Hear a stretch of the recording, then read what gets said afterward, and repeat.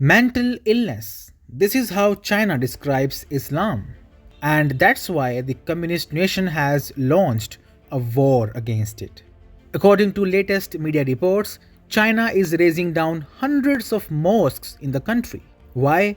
It wants to sinicize Islam. It wants to create a parallel Islam which incorporates the teachings of the Chinese Communist Party or CCP.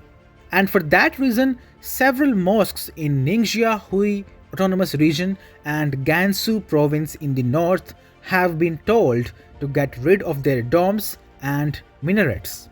According to Elaine Pearson, who is a top official at Human Rights Watch, China wants to curb the religious practice of Muslims because that is being viewed as a threat and as something that needs to be controlled. According to estimates, one third of mosques in Ningxia region have been shut down over the last 3 years. The hate for Muslims in the country began in 1949 with the emergence of the People's Republic of China and only worsened during the past 70 years of the CCP rule. And that explains the atrocities by Chinese authorities against Uyghur Muslims in East Turkestan or Xinjiang region.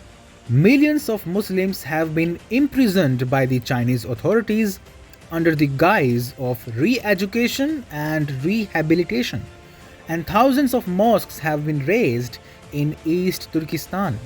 Chinese authorities compare Islam to an infectious disease and Uyghur Muslims to infected people, highlighting the need to eradicate the faith altogether. Furthermore, men and women wearing the hijab are mocked, barred from public spaces like hospitals and hotels, and even denied employment. In China's Xinjiang region, you will see several anti Islam practices going on. For example, there is a total ban on religious education, harsh suppression of religious scholars, burning of the Quran, destroying mosques and cemeteries, changing prayers and zikr, forbidding the hijab, eliminating Islamic customs, forbidding learning Arabic, and erasing the Muslim identity of Uyghur children. Not just that, China has also cracked down on several spiritual Islamic leaders. As many as 1,000 imams have been detained since 2014 as a result of their affiliation with Islamic teaching. Most of those arrested were sentenced to 15 to 20 years or life in prison terms.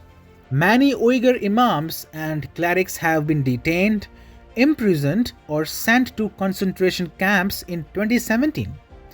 Those who were not jailed were forced to sing and dance in support of the Communist Party in front of the public. Look at this picture on your screen now. Since 2017, all Islamic textbooks and materials have been outlawed in China.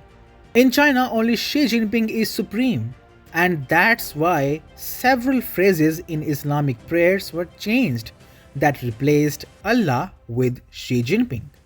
How is the global Muslim community reacting to it? Pin drop silence.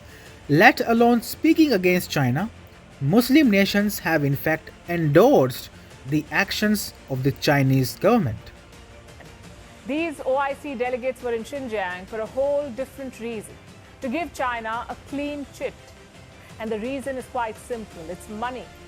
Most of the Muslim nations are based in West Asia and North Africa. Their staple is oil. And who is the biggest buyer of oil? China. But even as Muslim nations turn a blind eye towards Chinese actions, Islamic groups in Afghanistan are taking note of them. In recent months, ISIS Khorasan has adopted an increasingly bellicose position towards China. In February, it released a 48-minute video that declared the liberation of Uyghurs as one of our greatest objectives.